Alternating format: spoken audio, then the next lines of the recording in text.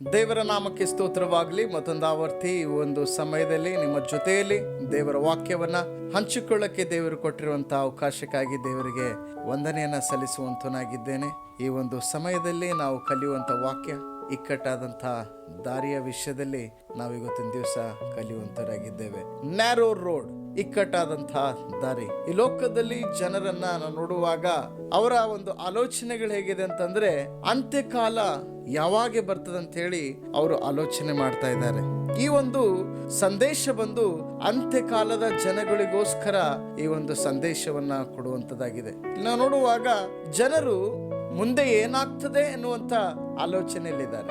ಕೆಲವರು ಆಲೋಚನೆ ಹೆಂಗ್ ಮಾಡ್ತಾರೆ ಅಂದ್ರೆ, ನನ್ನ ಜೀವಿತ ಮುಂದೆ ಯಾವ ರೀತಿಯಾಗಿ ಬೆಳೀತದೆ, ನಾನು ಹೇಗೆ ಮುಂದೆ ಆಗ್ತೇನೆ, ನನ್ನ ಜೀವಿತದಲ್ಲಿ ಬೆಳವಣಿಗೆ ಹೇಗಾಗ್ತದೆ ಅಂತ ಹೇಳಿ ಅನೇಕರು ಆಲೋಚನೆ ಮಾಡ್ತಾ ಇದ್ದಾರೆ. ಹಾಗಾಗಿ ಇಲ್ಲಿ ನಾವು ನೋಡುವಾಗ ಅವರ ಒಂದು ಜೀವಿತದಲ್ಲಿ ಯಾವ್ದಾದ್ರೂ ಒಂದು ಸೂಚನೆಗಳು, ಯಾವ್ದಾದ್ರೂ ಒಂದು ಅವ್ರಿಗೆ ಕಾಣಿದ್ರೆ ಹೌದು ನಾನು ಇವಾಗ ಬೆಳಿತೇನಲ್ಲ ಅಂತ ಹೇಳಿ ಭಾವಿಸ್ತಾರೆ. ಹಾಗೆ ನಾವು ನೋಡುವಾಗ ಸೂಚನೆಗಳ ವಿಷಯಗಳಲ್ಲಿ ನಾವು ನೋಡ್ಬೇಕಾದ್ರೆ ಯೇಸು ಕ್ರಿಸ್ತನ ಸಮಯದಲ್ಲಿ ಕೂಡ ನಾವು ನೋಡುವಾಗ ಫಾರಿಸಿಯರು ಮತ್ತು ಸದ್ದುಕಾಯರು ಏನ್ ಮಾಡ್ತಾರೆ, ಯೇಸು ಕ್ರಿಸ್ತನ ಬಳಿಗೆ ಬಂದು ಪರೀಕ್ಷೆ ಮಾಡಿ ಆತನಿಗೆ ಪ್ರಶ್ನೆಯನ್ನ ಕೇಳ್ತಾರೆ, ನಮಗೆ ಯಾವ್ದಾದ್ರೂ ಒಂದು ಸೂಚನೆ ಕೊಡು ಅಂತ ಹೇಳಿ ಯೇಸು ಕ್ರಿಸ್ತನ ಜೊತೆಯಲ್ಲಿ ಮಾತನಾಡುವಾಗ ನೋಡುತ್ತೇವೆ. ಮತ್ತಾಯನು ಬರೆದಂತ ಸುವಾರ್ತೆ 16ನೇ ಅಧ್ಯಾಯ 1ನೇ ವಚನದಿಂದ ಕೆಲವು ವಚನಗಳನ್ನು ನೋಡುವಾಗ ಇಲ್ಲಿ ತರುವಾಯ ಫಾರಿಸಿಯರು ಸದ್ದುಕಾಯರು ಬಂದು ಆತನನ್ನು ಪರೀಕ್ಷಿಸುವುದಕ್ಕಾಗಿ ನೀನು ಆಕಾಶದಲ್ಲಿ ಒಂದು ಸೂಚಕ ಕಾರ್ಯವನ್ನು ತೋರಿಸಿಕೊಡಬೇಕೆಂದು ಕೇಳಿದರು. ಆತನು ಅವರಿಗೆ, ಸಂಜೆ ವೇಳೆಯಲ್ಲಿ ನೀವು ಆಕಾಶವು ಕೆಂಪದಾಗಿದೆ, ನಿರ್ಮಲ ದಿನ ಬರುವುದು ಎಂದು ಅನ್ನುತ್ತೀರಿ, ಬೆಳಗ್ಗೆ ಆಕಾಶವು ಮೋಡ ಮುಚ್ಚಿಕೊಂಡು ಕೆಂಪದಾಗಿದೆ, ಈ ಹೊತ್ತು ಗಾಳಿ ಮಳೆ ಅನ್ನುತ್ತೀರಿ ಅಲ್ಲವೇ? ಆಕಾಶದ ಸ್ಥಿತಿಯನ್ನು ನೋಡಿ ಇದು ಹೀಗೆ ಅದು ಹಾಗೆ ಅನ್ನುವುದಕ್ಕೆ ಬಲ್ಲಿರಿ, ಆದರೆ ಈ ಕಾಲದ ಸೂಚನೆಗಳನ್ನು ತಿಳುಕೊಳ್ಳಾರಿರಿ. ವ್ಯಭಿಚಾರಣೆಯಂತಿರುವ ಈ ಕೆಟ್ಟ ಸಂತತಿಯು ಸೂಚಕ ಕಾರ್ಯವನ್ನು ನೋಡಬೇಕೆಂದು ಅಪೇಕ್ಷಿಸುತ್ತದೆ, ಆದರೆ ಯೋನನಲ್ಲಿ ಆದ ಸೂಚಕ ಕಾರ್ಯವೇ ಹೊರತು ಬೇರೆ ಯಾವುದು ಇದಕ್ಕೆ ಸಿಕ್ಕುವುದಿಲ್ಲ ಎಂದು ಉತ್ತರ ಕೊಟ್ಟು ಅವರನ್ನು ಬಿಟ್ಟು ಹೋದನು. ಇಲ್ಲಿ ನಾವು ನೋಡುವಾಗ ಯೇಸು ಕ್ರಿಸ್ತನು ಸದ್ದುಕಾಯರಿಗೆ ಮತ್ತು ಫರಿಸಿಯರಿಗೆ ಆತನು ಮಾತನಾಡುವಾಗ ಆತನು ಹೇಳ್ತಾನೆ, ನಿಮಗೆ ಯಾವ ಸೂಚನೆ, ಯೋನನ ಕಾಲದಲ್ಲಿರುವಂತ ಆ ಸೂಚನೆನೇ ಹೊರತು ಮತ್ತು ಯಾವುದು ಸೂಚನೆ ನಿಮಗೆ ಕೊಡಕ್ಕಾಗೋದಿಲ್ಲ ಅಂತ ಹೇಳ್ತಾನೆ. ಯಾಕಂದ್ರೆ ನೀವು ಮೋಡವನ್ನ ನೋಡಿ ಇವತ್ತು ಕೆಂಪದಾಗಿದೆ ಮೋಡ, ಮಳೆ ಬರಬಹುದೇನೋ ಅಥವಾ ಇವತ್ತು ಗಾಳಿ ಬಿರುಗಾಳಿ ಆಗ್ತದೇನೋ ಅಂತ ಹೇಳಿ ನೀವು ಭಾವಿಸುವಂತ ಜನರಾಗಿದ್ದೀರಿ. ಆಕಾಶವನ್ನ ನೋಡಿ ನೀವು ಏನ್ ಮಾಡ್ತೀರಿ, ಇವತ್ತು ಏನಾಗ್ತದೆ ಅಂತ ಹೇಳಿ ನೀವು ಹೇಳುವಂತರಾಗಿದ್ದೀರಿ. ನೋಡುವಾಗ ಇಲ್ಲಿ ವ್ಯಭಿಚಾರಣೆಯ ಸಂತತಿ ಹಾಗೆ ಇರ್ತಾರೆ ಅಂತ ಹೇಳಿ ಯೇಸು ಕ್ರಿಸ್ತನು ಹೇಳ್ತಾ ಇದ್ದಾನೆ. ಈ ಒಂದು ಯೋಚನೆಗಳು ಮನುಷ್ಯರ ಜೀವಿತದಲ್ಲಿ ಹೇಗಿದೆ ಅಂತಂದ್ರೆ ಮುಂದೆ ಏನಾಗ್ತದೆ ಅಂತ ಹೇಳಿ ಅನೇಕರು ಭಾವಿಸಿಕೊಂಡಿದ್ದಾರೆ. ಸದ್ದುಕಾಯರು ಕೂಡ ಯೇಸು ಕ್ರಿಸ್ತನಿಗೆ ಪ್ರಶ್ನೆ ಮಾಡಿದಾಗ ಯೇಸು ಕ್ರಿಸ್ತನ್ ಹೇಳ್ತಾನೆ, ನಿಮಗೆ ಒಂದು ಸೂಚನೆ ಏನಂತಂದ್ರೆ ಯೋನನ ಕಾಲದಲ್ಲಿ ಆದಂತ, ಅಂದ್ರೆ ಪ್ರವಾದಿಯಾದಂತ ಯೋನನ ಕಾಲದಲ್ಲಿ ಆಗಿರುವಂತ ಆ ಒಂದು ಸೂಚಕಾಲ ಹೊರತೆ ಮತ್ತು ಯಾವುದು ನಿಮಗೆ ಕೊಡಕ್ಕೆ ಆಗೋದಿಲ್ಲ ಅಂತ ಹೇಳಿ ಆತನೇನ್ ಮಾಡ್ತಾನೆ, ಅಲ್ಲಿಂದ ಅವರನ್ನ ಬಿಟ್ಟು ಆತನೇನ್ ಮಾಡ್ತಾನೆ, ಬೇರೆ ಕಡೆ ಹೋಗ್ತಾನೆ. ಯೇಸು ಕ್ರಿಸ್ತನ್ ಹೇಳ್ತಾ ಇದ್ದಾನೆ, ಅಂತ್ಯಕಾಲದ ವಿಷಯದಲ್ಲಿ ನಿಮಗೆ ಅರ್ಥ ಆಗೋದಿಲ್ಲ ಅಂತ ಹೇಳಿ ಯೇಸು ಕ್ರಿಸ್ತನ್ ಹೇಳ್ತಾ ಇದ್ದಾನೆ. ಯೋನನ ಕಾಲದಲ್ಲಿ ಹೇಗಿತ್ತೋ ಹಾಗೆ ನಿಮಗೂ ಕೂಡ ಇರುವಂತದ್ದಾಗಿದೆ ಅಂತ ಹೇಳಿ ಯೇಸು ಕ್ರಿಸ್ತನು ಅಲ್ಲಿ ಮಾತನಾಡುವಂತದನ್ನ ನೋಡ್ತೇವೆ. ಹಾಗಾಗಿ ನಾವು ತಿಳ್ಕೊಳ್ಳುವಂತ ಮಾತೇನಂತಂದ್ರೆ, ಈ ಸೂಚಕ ಕಾರ್ಯಗಳು ಅಂತಂದ್ರೆ ಆತನು ಮಾತನಾಡುವಂತದ್ದು ಈ ಅಂತ್ಯಕಾಲಕ್ಕೆ ನಮಗೆ ರಕ್ಷಣೆಯ ಕುರಿತು ಆತನು ತಿಳಿಸುವಂತ ಮಾತುಗಳಾಗಿದೆ. ಮತ್ತಾಯನು ಬರೆದಂತ ಸುವಾರ್ತೆ 24ನೇ ಅಧ್ಯಾಯದಲ್ಲಿ ಆತನು ಬರೋದಕ್ಕಿಂತ ಮುಂಚೆ ಆಗುವಂತ ಸೂಚನೆಗಳ ವಿಷಯದಲ್ಲಿ ಯೇಸು ಕ್ರಿಸ್ತನು ಸುಮಾರು 20 ವಿಷಯಗಳಲ್ಲಿ ಆತನು ಮಾತನಾಡಿದ್ದಾನೆ. ಅದೇ ರೀತಿಯಾಗಿ ಮಾರ್ಕನು ಬರೆದಂತ ಸುವಾರ್ತೆ 13ನೇ ಅಧ್ಯಾಯದಲ್ಲಿ ಕೂಡ ಅದನ್ನ ನಾವು ಓದಬಹುದು. ಹಾಗೆ ಲೂಕನು ಬರೆದಂತ ಸುವಾರ್ತೆ 21ನೇ ಅಧ್ಯಾಯದಲ್ಲಿ ಕೂಡ ನಾವು ಅದನ್ನ ಓದಿಕೊಳ್ಳಬಹುದು. ಅನೇಕರ ಪ್ರಶ್ನೆ ಏನಂತಂದ್ರೆ, ಸೈತಾನನನ್ನ ಸೋಲಿಸೋಕೆ ಯಾರಿಂದ ಸಾಧ್ಯ ಆಗ್ತದೆ, ಅಥವಾ ಇಲ್ಲಿ ಜನಗಳ ಮಧ್ಯದಲ್ಲಿ ಆಗುವಂತ ಯುದ್ಧಗಳಿಗೆ ಯಾರು ನಿಲ್ಲಿಸ್ತಾರೆ? ದೇಶಗಳ ಮೇಲೆ ದೇಶಗಳು ಯುದ್ಧಗಳಾಡ್ತಾ ಇದೆ. ಈ ಯುದ್ಧಗಳನ್ನ ನಿಲ್ಲಿಸೋಕೆ ಯಾರು ಬರ್ತಾರೆ? ಈ ಲೋಕದ ಪಾಪ ಹೇಗೆ ಅಂತ್ಯ ಆಗ್ತದೆ ಅಂತೇಳಿ ಅನೇಕರು ಪ್ರಶ್ನೆಯನ್ನ ಕೇಳುವಂತ ಸಂಗತಿ ನೋಡ್ತೇವೆ. ಆದರೆ ಇವತ್ತಿನ ದಿವಸ ಸಹೋದರ ಮತ್ತು ಸಹೋದರಿಯರೇ, ನೀವು ಎಚ್ಚರಗೊಳ್ಳಬೇಕಾಗಿದೆ. ಇದಕ್ಕೆಲ್ಲ ಕಡಿವಾಣ ಹಾಕೋದಕ್ಕಾಗಿ ಯೇಸು ಕ್ರಿಸ್ತನು ಆತನು ಅತೀ ಬೇಗನೆ ಬರೋಕ್ಕೆ ಹೋಗ್ತಾ ಇದ್ದಾನೆ. ಆತನು 2ನೇ ಸರ್ತಿ ಆತನು ಆಕಾಶದಿಂದ ಇಳಿದು ಬರೋಕ್ಕೆ ಹೋಗ್ತಾ ಇದ್ದಾನೆ. ಆತನು ಪ್ರತಿಯೊಬ್ಬರಿಗೆ ಎಲ್ಲದರ ಉತ್ತರವನ್ನು ಕೊಡ್ತಾನೆ ಮತ್ತು ಈ ಎಲ್ಲ ಸಮಸ್ಯೆಗಳಿಗೆ ಕಡಿವಾಣ ಕೂಡ ಆತನು ಹಾಕುವಂತನಾಗಿದ್ದಾನೆ. ಆತನು ಬಂದಾಗ ಈ ಲೋಕದ ಮೇಲೆ ಇನ್ನು ಮುಂದೆ ಪಾಪವು ಎಂದಿಗೂ ಕಾಣುವುದಿಲ್ಲ. ಇನ್ನು ಮುಂದೆ ಯಾವ ದೇಶಗಳು ಯುದ್ಧಗಳ ಮೇಲೆ ಯುದ್ಧ ಆಡುವುದಿಲ್ಲ. ಇನ್ನು ಮುಂದೆ ಸೈತಾನನ ಕಾರ್ಯ ಕೂಡ ಏನಾಗ್ತದೆ, ನಿಂತು ಹೋಗುವಂಥದ್ದಾಗಿದೆ. ಹಾಗಾಗಿ ಇಲ್ಲಿ ನಾವು ತಿಳ್ಕೊಳ್ಳುವಂಥ ವಿಷಯ ಏನಂತಂದ್ರೆ, ಇವತ್ತು ನಾವು ಜೀವಿಸ್ತಾ ಇರುವಂಥದ್ದು ಕಡೇ ದಿನಗಳಲ್ಲಿ ನಾವಿದ್ದೇವೆ. ನಾವು ಈ ದಿನಗಳಲ್ಲಿ ನಮಗೆ ಯೇಸು ಕ್ರಿಸ್ತನ ಹೇಳುವಂತ ಮಾತೇನಂತಂದ್ರೆ, ಈ ಇಕ್ಕಟ್ಟಾದಂಥ ದಾರಿಯ ವಿಷಯದಲ್ಲಿ ಆತನು ನಮ್ಮ ಜೊತೆಯಲ್ಲಿ ಮಾತನಾಡೋಕೆ ಹೋಗ್ತಾ ಇದ್ದಾನೆ. ಇಲ್ಲಿ ನಾವು ನೋಡುವಾಗ ಯೌವನನ ಕಾಲದಲ್ಲಿ ಆಗುವಂತ ಸೂಚನೆ ಅನ್ನುವಂತ ವಿಷಯದಲ್ಲಿ ನಾವು ತಿಳ್ಕೊಳ್ಬೇಕಾದ್ರೆ, ದೇವರು ಪ್ರವಾದಿಯಾದಂತ ಯೌವನನಿಗೆ ಹೇಳ್ತಾನೆ, ನೀನೆದ್ದೇನು ಮಾಡು, ನೀನು ನಿನವೆ ಪಟ್ಟಣಕ್ಕೆ ಹೋಗು ಅಂತ ಹೇಳಿ ದೇವರು ಯೌವನನಿಗೆ ಮಾತನಾಡ್ತಾನೆ. ಯೌವನನು ಆತನೇನ್ ಮಾಡ್ತಾನೆ, ದೇವರ ಮಾತಿಗೆ ಆತನ ಕಿವಿಗೊಟ್ಟು ಆಯ್ತು ನಾನು ರೆಡಿಯಾಗಿ ಹೋಗ್ಬೇಕಂತ ಹೇಳಿ ಆತನೇನ್ ಮಾಡ್ತಾನೆ, ಆತನು ಪ್ರಯಾಣ ಬೆಳೆಸುವಾಗ ಆತನು ಜೋಪ ಎನ್ನುವಂತ ಸ್ಥಳಕ್ಕೆ ಹೋಗ್ತಾನೆ. ಅಲ್ಲಿ ನಾವೇ ಒಂದು ಅನೇಕ ನಾವೆಗಳನ್ನು ನೋಡ್ತಾನೆ. ಒಂದು ನಾವೇ ನಿನವೆ ಕಡೆ ಹೋಗ್ತಾ ಇದೆ, ಇನ್ನೊಂದು ನಾವೇ ತಾರ್ಸಿಸ್ಗೆ ಹೋಗ್ತಾ ಇದೆ. ಹಾಗೆ ಅನೇಕ ನಾವೆಗಳಿದಾವಲ್ಲಿ. ಅಲ್ಲಿ ನೋಡುವಾಗ ಇಲ್ಲಿ ಆತನ ಏನ್ ಮಾಡ್ತಾನೆ, ನಾನು ಇವತ್ತು ನಿನವೆಗೆ ಹೋಗ್ಬಾರ್ದು ಅಂತ ಹೇಳಿ ಆತನ ಮನಸ್ಸನ್ನ ಬದಲಾಯಿಸ್ಕೊಳ್ತಾನೆ. ಆತನ ಮನಸ್ಸನ್ನ ಬದಲಾಯಿಸಿಕೊಂಡು ಆತನ ಏನ್ ಮಾಡ್ತಾ ಇದ್ದಾನೆ, ನಾನಿವತ್ತು ತಾರ್ಸಿಸ್ಗೆ ಹೋಗ್ಬೇಕಂತ ಇದ್ದಾನೆ. ನಾವು ಅರ್ಥ ಮಾಡಿಕೊಳ್ಳುವಂತ ವಿಷಯ ಅಂತಂದ್ರೆ, ಮನುಷ್ಯನಾಗಿರುವಂತ ನಾವುಗಳು ನಾವೇನ್ ಮಾಡ್ತಾ ಇದ್ದೇವೆ, ನಮ್ಮ ಜೀವಿತದಲ್ಲಿ ದೇವರ ಮಾತನ್ನ ನಾವು ಕೇಳದೆ ನಮ್ಮ ಮನಸ್ಸಿಗೆ ಬಂದಂತೆ ನಾವು ಏನ್ ಮಾಡ್ತಾ ಇದ್ದೇವೆ, ಜೀವಿಸ್ತಾ ಇದ್ದೇವೆ. ಹಾಗಾಗಿ ಯೌವನನ್ನು ಕೂಡ ಏನ್ ಮಾಡ್ತಾ ಇದ್ದಾನೆ, ದೇವರ ವಿರುದ್ಧವಾಗಿ ನಡೆದು ಆತನು ನಾನು ನಿನವೆಗೆ ಹೋಗದೆ ನಾನು ಏನ್ ಮಾಡ್ತೇನೆ, ತಾರ್ಸಿಗೆ ಹೋಗ್ತೇನೆ ಅಂತ ಹೇಳಿ ಆತನು ಭಾವಿಸಿಕೊಂಡು ಆತನ ಏನ್ ಮಾಡ್ತಾ ಇದ್ದಾನೆ, ಬೇರೆ ಹಡಗನ್ನ ಹತ್ತುಕೊಳ್ತಾನೆ. ಹತ್ತುಕೊಂಡು ಆತನ ಏನ್ ಮಾಡ್ತಾನೆ, ಆತನು ಹೋಗಿ ಅಲ್ಲಿ ಕೂತ್ಕೊಳ್ತಾನೆ.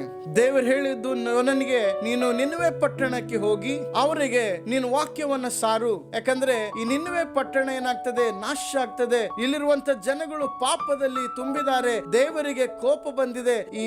ಈ ಪಟ್ಟಣವನ್ನ ದೇವರು ನಾಶ ಮಾಡಕ್ ಹೋಗ್ತಾ ಇದ್ದಾನೆ. ನಿಮ್ಮ ಮನಸ್ಸುಗಳನ್ನ ದೇವರ ಕಡೆ ತಿರುಗಿಕೊಳ್ಳಿರಿ ಅಂತ ಹೇಳಿ ನೀನು ಸಂದೇಶವನ್ನ ಸಾರು ಅಂತ ಹೇಳಿ ಆತನಿಗೆ ಕಳಿಸ್ತಾನೆ. ಆದರೆ ಆತನ ಏನ್ ಮಾಡ್ತಾ ಇದ್ದಾನೆ, ದೇವರ ಮಾತನ್ನ ಕೇಳದೆ ಆತನು ತಾರ್ಸಿಸ್ ಕಡೆ, ಬೇರೆ ಪ್ರಾಂತ್ಯದ ಕಡೆ ಆತನ ಏನ್ ಮಾಡ್ತಾನೆ, ಪ್ರಯಾಣವನ್ನ ಬೆಳೆಸ್ತಾನೆ.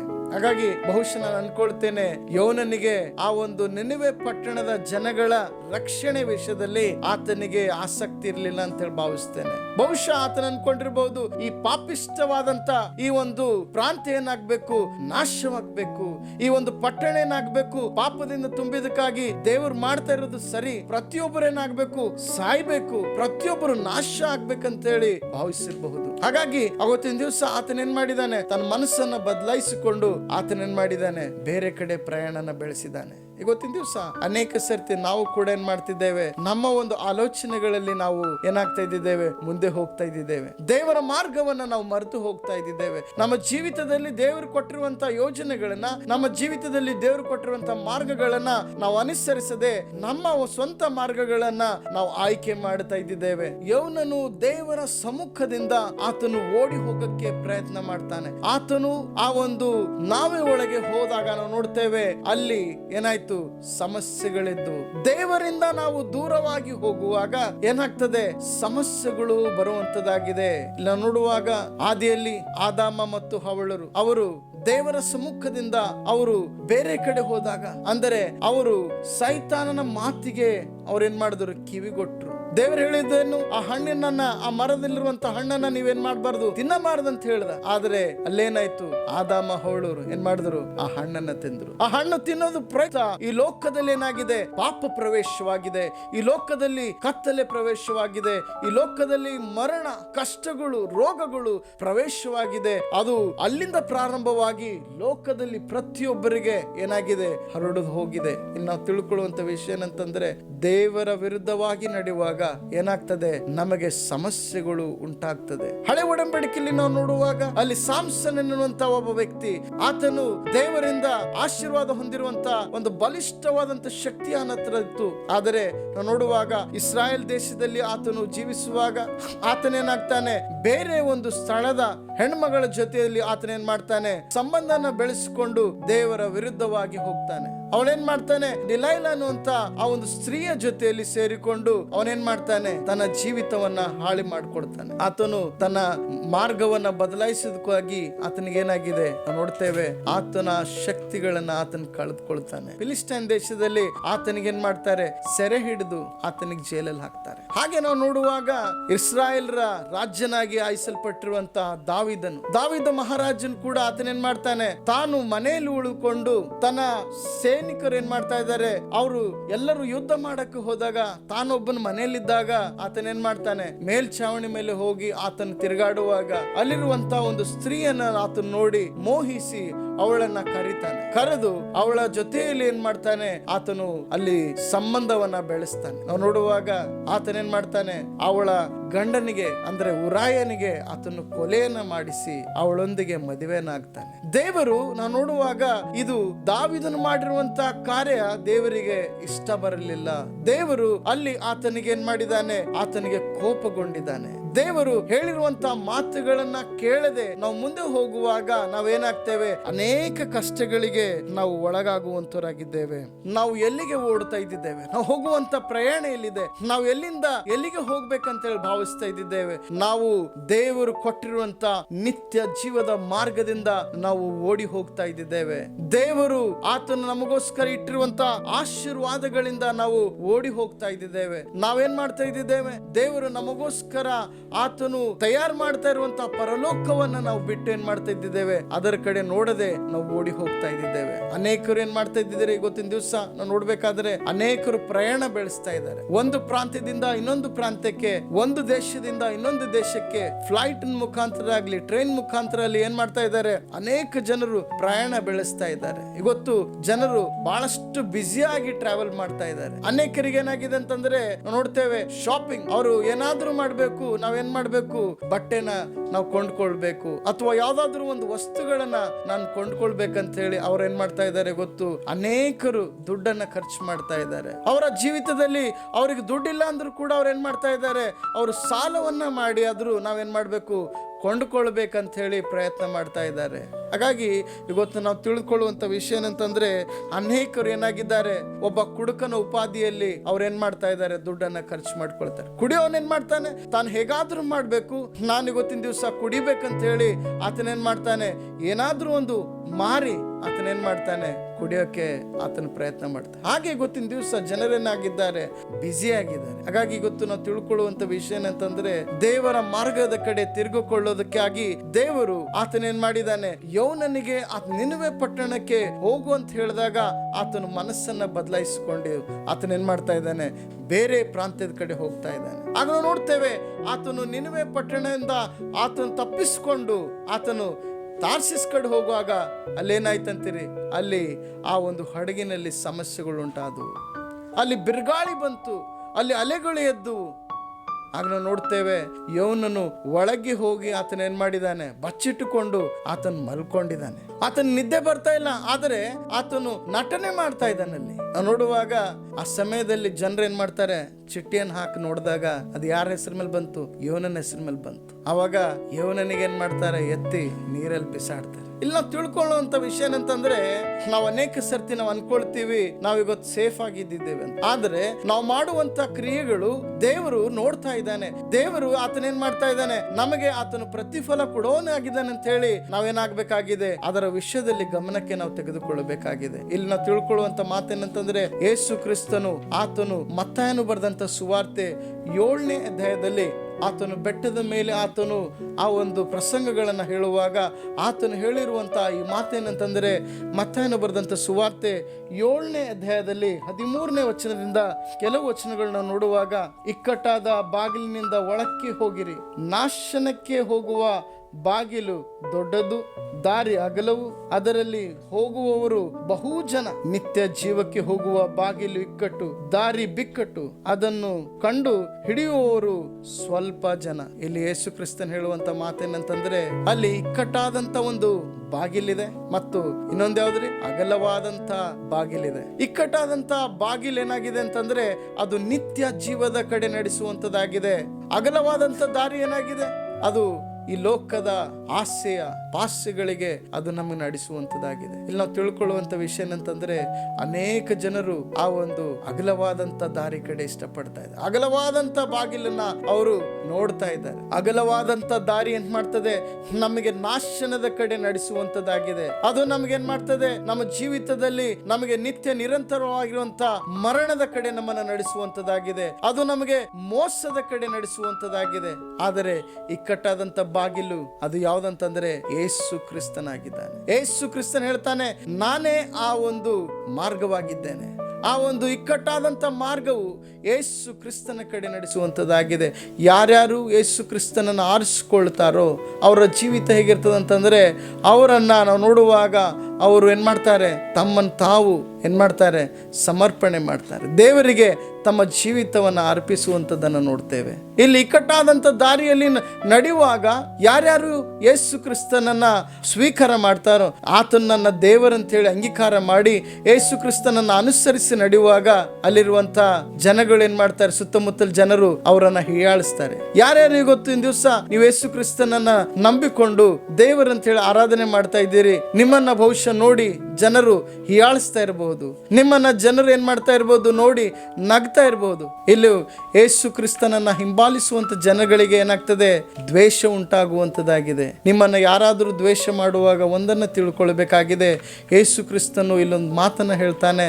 ಯೋಹಾನ್ ಬರೆದಂತ ಸುವಾರ್ತೆ 15ನೇ ಅಧ್ಯಾಯ 18ನೇ ವಚನದಿಂದ ನಾವು ನೋಡುವಾಗ, ಲೋಕವು ನಿಮ್ಮ ಮೇಲೆ ದ್ವೇಷ ಮಾಡುವುದಾದರೆ ಅದು ಮೊದಲು ನನ್ನ ಮೇಲೆ ದ್ವೇಷ ಮಾಡಿತೆಂದು ತಿಳ್ಕೊಳ್ಳಿರಿ. ನೀವು ಲೋಕದ ಕಡೆಯವರಾಗಿರುತ್ತಿದ್ದರೆ ಲೋಕವು ನಿಮ್ಮ ಮೇಲೆ ತನ್ನವರೆಂದು ಮಮತೆ ಇಡುತ್ತಿತ್ತು. ಆದರೆ ನೀವು ಲೋಕದ ಕಡೆಯವರಲ್ಲದೆ ಇರುವುದರಿಂದಲೂ ನಾನು ನಿಮ್ಮನ್ನು ಲೋಕದೊಳಗಿಂದ ಆರಿಸಿ ತೆಗೆದುಕೊಂಡಿರುವುದರಿಂದಲೂ ಲೋಕವು ನಿಮ್ಮ ಮೇಲೆ ದ್ವೇಷ ಮಾಡುತ್ತದೆ.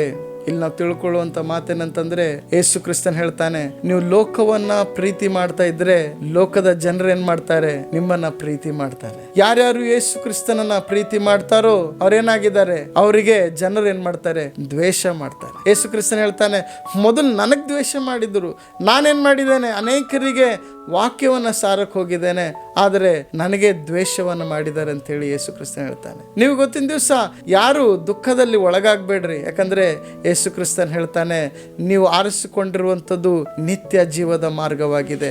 ಅಗಲವಾದಂಥ ಬಾಗಿಲಲ್ಲಿ ಎಲ್ಲರೂ ಹೋಗಕ್ಕೆ ಇಷ್ಟಪಡ್ತಾರೆ. ಎಲ್ಲರೂ ಏನ್ ಮಾಡ್ತಾರೆ, ನಾನು ಕೂಡ ಹೋಗ್ಬೇಕಂತ ಹೇಳಿ ಸಂತೋಷ ಪಡ್ತಾರೆ. ಆದರೆ ಆ ಒಂದು ಇಕ್ಕಟ್ಟಾದಂಥ ಬಿಕ್ಕಟ್ಟಾದಂಥ ದಾರಿ ಅದು ಯೇಸು ಕ್ರಿಸ್ತನ ಕಡೆ ನಡೆಸುವಂಥದ್ದಾಗಿದೆ.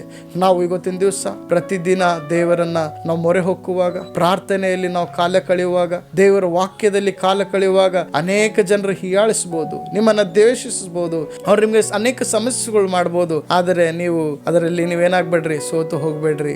ದೇವರಲ್ಲಿ ನೀವು ನಂಬಿಕೆ ನೀಡ್ರಿ, ಧೈರ್ಯದಿಂದಿರ್ರಿ. ದೇವರು ಹೇಳ್ತಾನೆ, ನಾನು ನಿಮಗೆ ಬಲಪಡಿಸ್ತೇನೆ ಅಂತ ಹೇಳ್ತಾನೆ. ಹಾಗಾಗಿ ಇಲ್ಲಿ ತಿಳ್ಕೊಳ್ಳುವಂತ ಮಾತೇನಂತಂದ್ರೆ, ನಾವು ಇವತ್ತಿನ ದಿವಸ ದೇವರ ಮಾರ್ಗದಲ್ಲಿ ನಾವು ನಡೆಯುವಾಗ ದೇವರು ನಮಗೆ ಬಲಪಡಿಸುವಂತನಾಗಿದ್ದಾನೆ. ಯವನನು ತಾನು ಆರಿಸಿಕೊಂಡಿರುವಂತ ಆಯ್ಕೆ, ನಾನೇನ್ ಮಾಡ್ಬೇಕು, ಇವತ್ತಿನ ದಿವಸ ನಿನ್ವೆಗೆ ಹೋಗ್ಬಾರ್ದಂತ ಹೇಳಿ ತಾರ್ಸಿಸಿಗೆ ಹೋಗಿದ್ದಾನೆ. ಅದೇ ರೀತಿಯಾಗಿ ಸಾಮ್ಸನ್ ಕೂಡ ಆತನೇನ್ ಮಾಡಿದ್ದಾನೆ, ದೇವರ ವಿರುದ್ಧವಾಗಿ ಆತನೇನ್ ಮಾಡಿ ಬೇರೆ ದೇಶದ ಹೆಣ್ಮಗಳ ಜೊತೆಯಲ್ಲಿ ಆತನ ಸಂಪರ್ಕವನ್ನು ಮಾಡ್ತಾನೆ, ಆತನ ಎಲ್ಲ ಶಕ್ತಿಯನ್ನು ಕಳೆದುಕೊಳ್ತಾನೆ. ಅದೇ ರೀತಿಯಾಗಿ ದಾವಿದನು ಕೂಡ ಏನ್ ಮಾಡಿದ್ದಾನೆ, ದೇವರ ವಿರುದ್ಧವಾಗಿ ನಡೆದು ಬೇರೆ ಒಂದು ಸ್ತ್ರೀಯ ಮೇಲೆ ಆತನೇನ್ ಮಾಡಿದ್ದಾನೆ, ಆ ಒಂದು ಸಂಬಂಧವನ್ನು ಬೆಳೆಸಿದಕ್ಕಾಗಿ ದೇವರಿಗೆ ಕೋಪ ಬಂತು. ಹಾಗಾಗಿ ಇವತ್ತು ನೀವು ಸಹ ದೇವರಿಂದ ಯಾವುದಾದ್ರೂ ಪಾಪದಲ್ಲಿ ನೀವು ಸಿಕ್ಕಾಕೊಂಡಿದಂಥ ಸಮಯದಲ್ಲಿ ನೀವೇನ್ ಮಾಡ್ರಿ, ಅದರಿಂದ ಹೊರಗೆ ಬನ್ರಿ. ದೇವರು ನಿಮ್ಮನ್ನ ಪ್ರೀತಿ ಮಾಡುವಂತನಾಗಿದ್ದಾನೆ. ಪಶ್ಚಾತ್ತಾಪ ಪಡಿರಿ. ನಿಮ್ಮ ಜೀವಿತವನ್ನ ನೀವೇನ್ ಮಾಡ್ಬೇಕಾಗಿದೆ, ಪುನಃ ದೇವರ ಕಡೆ ತಿರುಗಿಸ್ಕೊಳ್ಬೇಕಾಗಿದೆ. ದೇವರು ಯೋನನಿಗೆ ಹೇಳ್ತಾನೆ, ಆತನಿಗೇನಾಗ್ತದೆ, ಆ ನೀರಿನಲ್ಲಿ ಮೀನು ಬಂದು ನುಂಗದ ಮೇಲೆ ಮೀನಿನ ಹೊಟ್ಟೆಯಲ್ಲಿ ಆತನು ಪ್ರಾರ್ಥನೆ ಮಾಡುವಾಗ ದೇವರು ಹೇಳ್ತಾನೆ ಯೋನನಿಗೆ, ನೀನೆದ್ದೇನ್ ಮಾಡು, ನಿನ್ವೆ ಪಟ್ಟಣಕ್ಕೆ ಹೋಗು. ನೀನಲ್ಲೋಗಿ ಏನ್ ಮಾಡ್ಬೇಕು, ಅವರಿಗೆ ನೀನೇನು ಮಾಡಬೇಕು? ಪಶ್ಚಾತ್ತಾಪ ಪಡ್ರಿ, ನಿಮ್ಮ ಪಾಪಗಳನ್ನು ಬಿಟ್ಟು ದೇವರ ಕಡೆ ತಿರುಗಿಕೊಳ್ಳ್ರಿ ಅಂತೇಳಿ ನೀನು ವಾಕ್ಯವನ್ನು ಸಾರು ಅಂತ ಹೇಳ್ತಾನೆ. ಹಾಗಾಗಿ ಗೊತ್ತಿನ ದಿವಸ ಈ ವಾಕ್ಯವನ್ನು ಕೇಳ್ತಾ ಇರುವಂತ ಸಹೋದರ ಮತ್ತು ಸಹೋದರಿಯರೇ, ನಾನು ನಿಮ್ಮನ್ನ ಎಚ್ಚರಿಸಕ್ಕೆ ಇಷ್ಟಪಡ್ತಾ ಇದ್ದೇನೆ. ಯಾರಾದ್ರೂ ಪಾಪದಲ್ಲಿ, ನೀವು ಯಾರಾದ್ರೂ ಇವತ್ತಿನ ದಿವಸ ವ್ಯಭಿಚಾರದಲ್ಲಿ, ಮೋಸದಲ್ಲಿ ಸಿಕ್ಕಾಕೊಂಡಿದ್ದಾದರೆ ನೀವು ಅದರಿಂದ ಹೊರಗಡೆ ಬನ್ರಿ. ದೇವರು ನಿಮ್ಮನ್ನ ಪ್ರೀತಿ ಮಾಡುವಂತನಾಗಿದ್ದಾನೆ, ನಿಮ್ಮ ಪಾಪಗಳನ್ನು ತೊಳೆದು ಹಾಕುವಂತನಾಗಿದ್ದಾನೆ. ನಿನ್ವೆ ಪಟ್ಟಣದ ಮೇಲೆ ಆ ಒಂದು ಸುವಾರ್ತೆ ಮುಟ್ಟಿದಾಗ ನಾವು ನೋಡ್ತೇವೆ, ಆ ನಿನ್ವೆ ಪಟ್ಟಣ ಏನಾಯ್ತು? ದೇವರಿಂದ ರಕ್ಷಿಸಲ್ಪಡ್ತು. ಅಲ್ಲಿರುವಂಥ ಜನರು ದೇವರ ಕಡೆ ತಿರುಗಿಕೊಂಡ್ರು. ಅವರೆಲ್ಲರೂ ಮೊಳಕಾಲೂರಿ ದೇವರ ಕಡೆ ಅವರು ನೋಡಿ ದೇವರಿಗೆ ಮೊರೆ ಹೊಕ್ಕಿ ದೇವರ ಹತ್ರ ಪಶ್ಚಾತ್ತಾಪದ ಹೃದಯದಿಂದ ದೇವರಿಗೆ ಪ್ರಾರ್ಥನೆ ಮಾಡಿದರು. ದೇವರೇನು ಮಾಡಿದ್ದಾನೆ? ಆ ನಿನ್ವೆ ಪಟ್ಟಣದ ಮೇಲೆ ಬಂದಿರುವಂಥ ಆಪತ್ತನ್ನು ತೆಗೆದು ಹಾಕಿದ್ದಾನೆ. ಬಹುಶಃ ಇವತ್ತಿನ ದಿವಸ ಯಾರಾದರೂ ನೀವು ನೋಡುವಂಥ ಸಮಯದಲ್ಲಿ ನಿಮ್ಮ ಕುಟುಂಬದ ಮೇಲೆ ಯಾವುದಾದ್ರೂ ಆಪತ್ತು ಬಂದಿರಬಹುದು, ನಿನ್ನ ಜೀವಿತದ ಮೇಲೆ ಯಾವುದಾದ್ರೂ ಆಪತ್ತು ಬಂದಿರಬಹುದು. ಯೇಸು ಕ್ರಿಸ್ತನು ಆಪತ್ತನ್ನು ನಿನ್ನ ಜೀವಿತದಿಂದ, ನಿನ್ನ ಕುಟುಂಬದಿಂದ ತೆಗೆದು ಹಾಕಕ್ಕೆ ಹೋಗ್ತಾ ಇದ್ದಾನೆ. ನೀವು ಕೂಡ ನಿನ್ವೆ ಪಟ್ಟಣದ ಜನಗಳ ಹಾಗೆ ಪಶ್ಚಾತ್ತಾಪ ಪಡೋದಾದರೆ ನೀವು ಕೂಡ ದೇವರಿಂದ ಆಶೀರ್ವಾದಗಳನ್ನು ಹೊಂದಿಕೊಳ್ಳುವಂತರಾಗಿದ್ದೀರಿ. ದೇವರು ಈ ವಾಕ್ಯವನ್ನು ಮತ್ತು ನಿಮ್ಮೆಲ್ಲರನ್ನ ದೇವರು ಆಶೀರ್ವಾದ ಮಾಡಿ ನಡೆಸಲಿ. ಕೊನೆಯದಾಗಿ ನಾವು ಪ್ರಾರ್ಥನೆ ಮಾಡಿಕೊಳ್ಳೋಣ.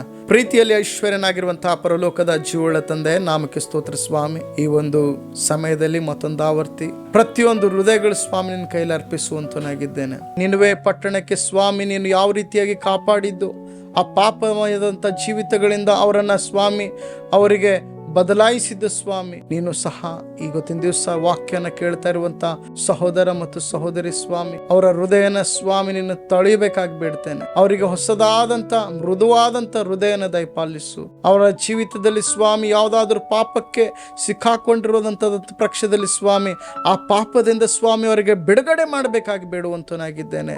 ಅವರ ಕುಟುಂಬದಲ್ಲಿರುವಂತಹ ಸಮಸ್ಯೆಗಳನ್ನು ಸ್ವಾಮಿ ನೀನು ಬಿಡುಗಡೆ ಮಾಡಬೇಕಾಗಿ ಬೇಡುವಂತನಾಗಿದ್ದೇನೆ. ಹೌದಪ್ಪ ಸ್ವಾಮಿ, ನೀನು ಸ್ವಾಮಿ ಮಕ್ಕಳಿಗೆ ನಿನ್ನ ಆಶೀರ್ವಾದವನ್ನು ಕೊಟ್ಟು ಪ್ರತಿಯೊಬ್ಬರನ್ನ ಸ್ವಾಮಿ ಬಲಪಡಿಸಬೇಕಾಗಿ ಮತ್ತೊಂದು ಆವರ್ತಿ ಈ ವಾಕ್ಯವನ್ನು ಕೇಳಿ ನಿನ್ನನ್ನು ನಂಬಿಕೊಂಡು ನಿನ್ನ ಮಾರ್ಗವನ್ನು ಹಿಡಿಯುವಾಗ ನಿನ್ನ ಆತ್ಮನ ಬಲವನ್ನು ಸ್ವಾಮಿ ಮಕ್ಕಳಿಗೆ ದಯಪಾಲಿಸಿ ನಡೆಸಬೇಕಾಗಿ ಯೇಸು ಕ್ರಿಸ್ತನ ಪರಿಶುದ್ಧ ನಾಮದಲ್ಲಿ ಬೇಡ್ತೇನೆ ತಂದೆ, ಆಮೇನ್.